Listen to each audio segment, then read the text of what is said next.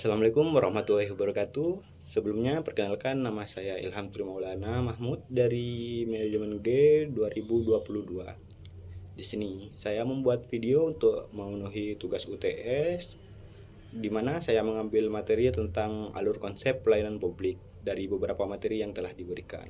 Nah, alur konsep pelayanan publik terdiri dari berbagai elemen, diantaranya kayak perencanaan, pengorganisasian, pelaksanaan, hingga evaluasi. Nah, sebelum kepada inti materi, kita terlebih dahulu untuk mengetahui apa sih itu alur konsep pelayanan publik. Nah, alur konsep pelayanan publik merupakan serangkaian langkah yang sistematis dilakukan oleh suatu organisasi ataupun instansi pemerintah untuk memberikan pelayanan kepada masyarakat. Aliran ini memastikan proses pelayanan berjalan dengan baik, efektif, dan efisien, sehingga menimbulkan kepuasan pada pengguna. Nah, langsung saja ke materinya. Di sini terdapat beberapa contoh alur konsep pelayanan publik yang umum kita ketahui ketika kita hendak membuat kayak sebuah organisasi ataupun instansi yang berjalan dalam pelayanan publik.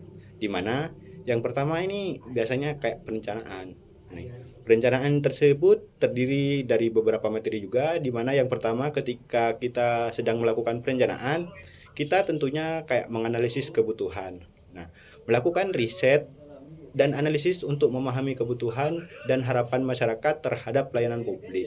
Di mana ketika kita hendak membuat sebuah instansi atau organisasi, kita tentunya melakukan riset terlebih dahulu kayak dan juga analisis untuk mengetahui apa saja sih kebutuhan masyarakat di lingkungan ataupun daerah yang hendak kita buat instansi ataupun organisasi.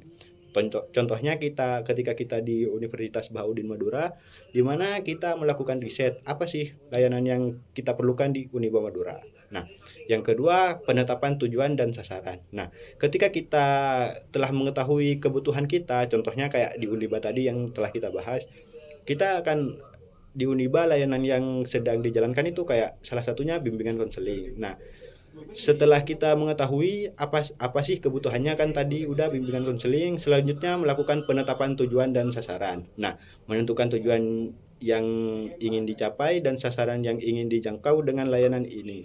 Contohnya ketika bimbingan konseling tadi di Uniba Madura, di mana targetnya itu biasanya kebanyakan para mahasiswa yang sedang memiliki banyak pikiran ataupun beban hidup, di mana para mahasiswa bisa bercerita pada siapa yang sedang membimbing di bimbingan konseling tersebut. Contohnya kayak di Uniba Madura, di mana pembimbingnya itu Ibu Evi yang berada di sebelah kantin Uniba. Nah, setelah kita tahu siapa sih target kita, kita melakukan perancangan struktur dan proses, membangun struktur organisasi dan memproses pelayanan yang efisien dan mudah dipahami.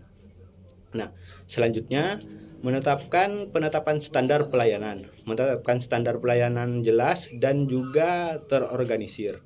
Di mana kita ketika contohnya di Uniba Madura, kayak standar pelayanannya itu seperti apa? Semisal kayak bukannya dari pagi sampai sore ataupun dari jam berapa sampai ke jam berapa, sehingga para masyarakat yang hendak berkunjung bisa mengetahui dari jam berapa itu buka. Nah, selanjutnya setelah perencanaan, yang kedua yakni pengorganisasian. Setelah terencana, kita harus organisasi ataupun instansi yang telah kita buat. Yang pertama dalam pengorganisasian yakni pembentukan tim pelayanan. Membentuk tim yang terdiri dari orang-orang yang kompeten dan terlatih untuk memberikan pelayanan. Nah, di contohnya kembali lagi di Uniba Madura di bimbingan konseling, di mana pengasuhnya yakni Ibu Evi yang merupakan lulusan sarjana psikologi, di mana biasanya beliau lebih memahami tentang psikologi yang dialami oleh para mahasiswa yang sedang berkunjung untuk mengetahui apa sih masalah atau problem yang terjadi pada mereka. Nah, yang kedua yakni pelatihan dan pengembangan. Melatih tim pelayanan untuk meningkatkan pengetahuan dan keterampilan mereka.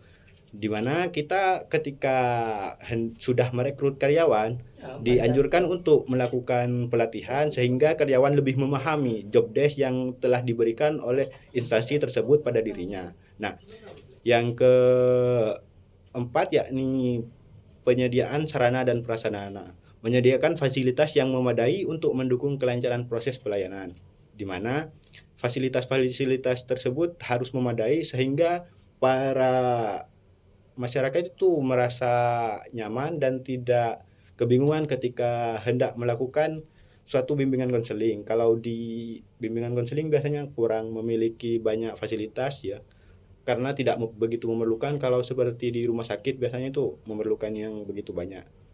Nah, yang ketiga itu pelaksanaan. Ketika sudah terencana dan terorganisasi, selanjutnya kita itu melaksanakan organisasi ataupun instansi yang telah kita bentuk. Yang pertama yakni penerimaan permohonan. Menerima permohonan layanan dari masyarakat dengan ramah dan profesional. Dan yang kedua yakni pemrosesan permohonan. Memproses permohonan layanan sesuai dengan prosedur dan standar yang telah ditetapkan pada materi pengorganisasian. Nah, yang ketiga yakni penyampaian informasi, memberikan informasi yang jelas dan akurat kepada masyarakat tentang layanan yang diberikan. Contohnya, cara kita untuk memberikan informasi bisa menggunakan banner, bisa menggunakan media sosial, ataupun bisa menggunakan media-media lain, sehingga para masyarakat itu lebih paham mengenai layanan yang sedang dijalani. Nah, yang terakhir yakni evaluasi berkelanjutan. Melakukan evaluasi secara berkala untuk mengukur efektivitas dan efisiensi proses pelayanan. Nah, yang terakhir yakni evaluasi dan perbaikan. Yang pertama, pengumpulan data. Dalam evaluasi dan perbaikan, kita dianjurkan untuk mengumpulkan data tentang tingkat kepuasan masyarakat terhadap pelayanan yang diberikan. Biasanya dalam sebuah instansi itu menggunakan kritik dan saran ya, untuk mengetahui tingkat kepuasan masyarakat terhadap pelayanan yang kita berikan. Nah, setelah kita mengumpulkan data, kita bisa menganalisis data yang terkumpul untuk mengidentifikasi apa sih yang perlu kita perbaiki dalam sebuah instansi tersebut. Nah, setelah kita mengetahui dan bisa memperbaiki, kita mengimplementasikan perbaikan dengan cara menyempurnakan terhadap proses pelayanan berdasarkan hasil evaluasi. Nah, yang terakhir yakni pelaporan dan akuntabilitas. Menyampaikan laporan hasil evaluasi kepada pihak terkait untuk meningkatkan akuntabilitas dan transparansi. Nah, itu saja ya. Dan di sini saya akan memberikan beberapa contoh penerapan alur konsep pelayanan publik. Yang pertama itu kayak selain di bimbingan konseling itu biasanya di pelayanan kesehatan. Contohnya dari yang pertama yakni pasien datang ke rumah sakit atau puskesmas untuk mendapatkan layanan kesehatan. Nah, petugas medis itu dengan ramah memeriksa pasien, memberikan pengobatan, dan memberikan edukasi kesehatan tentang kayak apa sih penyakit yang sedang kita atau pasien tersebut alami. Nah, setelah itu biasanya para dokter itu memberikan obat kepada pasien. Nah, selain di pelayanan kesehatan, terdapat juga pelayanan kependudukan. Biasanya itu terjadi di antara balai desa, kecamatan, hingga di kantor-kantor bupati. Masyarakat mengajukan permohonan pembuatan KTP, KK, ataupun akte kelahiran di kantor pelayanan publik.